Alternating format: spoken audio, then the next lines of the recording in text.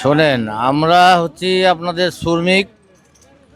আর বাংলাদেশে মানুষ ধর্মীয় মর্যাদা পালন করতে জন্ম থেকে মৃত্যু পর্যন্ত আল্লাহ পাককে রাজি খুশি করার জন্য আমাদের লড়াই। আমাদের ধর্ম হচ্ছে ইসলাম, আমাদের রব হচ্ছে আল্লাহ। বাংলাদেশের এবং বিশ্বের ধর্মীয় মুসলমানের এবং বিশ্বনবী সাল্লাল্লাহু আলাইহি সাল্লাম এবং দিন হলো ইসলাম, সাহাবা রাদিয়াল্লাহু তাআলা আনহু, লা ইলাহা ইল্লাল্লাহু মুহাম্মাদুর রাসূলুল্লাহ। এই বাংলাদেশের মানুষ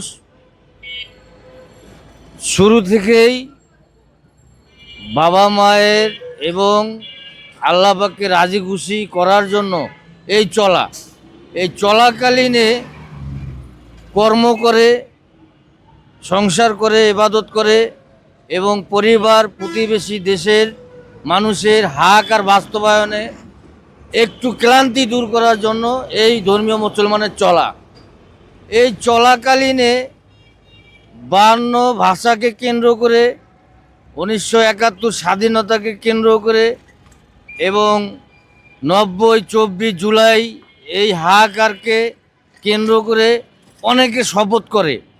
এই শপথ করার পূর্বে বাংলাদেশের মানুষ গণতন্ত্র এবং সংবিধানকে সম্পৃক্ততা করে, হ্যাঁ, এই যে মানুষের বাস্তবতাকে মানুষ এখন ওয়াদাবদ্ধ। এই বাংলাদেশ থেকে বিশ্বের ধর্মীয় মুসলমান এবং মুসলমান, হিন্দু, বৌদ্ধ, খ্রিস্টান সবাই জানে আমরা ওয়াদাবদ্ধ। এই যে এখন একটা নির্বাচন হবে, মানুষের মুখে একটু হাসি ফুটবে, একটু স্বস্তি আসবে, এটাই বাংলাদেশের মানুষের চাওয়া। কিন্তু এটাকে কেন্দ্র করে এই যে সিলিন্ডারের দাম বাড়াইছে, বাংলাদেশের মানুষের সুখ দুঃখের মায়া মমতার জীবনটাকে একটা ক্লান্তি দূর করার জন্য, মানুষের পাশে থাকার জন্য এই রাজনীতিকে ব্যবহার করে এই যে একটা সিলিন্ডারের দাম বাড়াইছে, যেখানে ছিল 1200, তারপরে হলো 1300, 1400, এখন শুনতেছি 1600। সারাদিন কাজ করে, হ্যাঁ, অক্লান্ত পরিশ্রম করে বাসায় ফিরবে, দুপুরে গ্যাস নাই, সকালে গ্যাস নাই, বাসায় রাত্রে গ্যাস নাই। এই যে মা বোনরা আমাদের, হ্যাঁ, রাত্রে 3টা বাজে উইঠা একটু ভাত পাক করে, তরকারি পাক করতে যায়, দেখে আবার গ্যাস নেই। তো এটা কি বাংলাদেশের মানুষের কোনো রাজনীতি পড়ে, না বাংলাদেশের মানুষের কোনো জীবনধারা পড়ে? এটা আমরা কোন জায়গায় বসবাস করতেছি?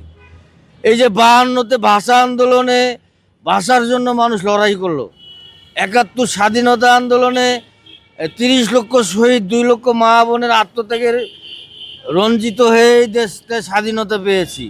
90-এ অভ্যুত্থানে এই দেশের স্বৈরাচারকে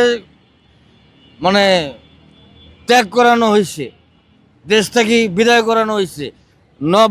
24শে জুলাই গণ অভ্যুত্থানে যে শাহবাগের নাম ছিল শাহবাগ, যে ঐতিহ্যবিদ, ইসলামীবিদ, মুক্তিযোদ্ধাবিদ, রাজনীতিবিদ, মাস্টার, ডক্টর, শ্রমিক, 60টা সেক্টর আমার হাতে 6টা বই দিয়ে বলে কাকে ভোট দিবেন, তার একটা বই কই আর একটা পদ কই, যে পদের নাম বাংলাদেশের মানুষ সূর্যোদয়ের আগে ঘুম থেকে উঠে সূর্য অস্ত হয়ে যায়, যারা বাড়িতে ফেরে না, বাড়িতে ফিরে থেকে মায়ের চোখ দিয়ে পানি ঝরে, বাবার মুখ অসহায় হয়ে যায়।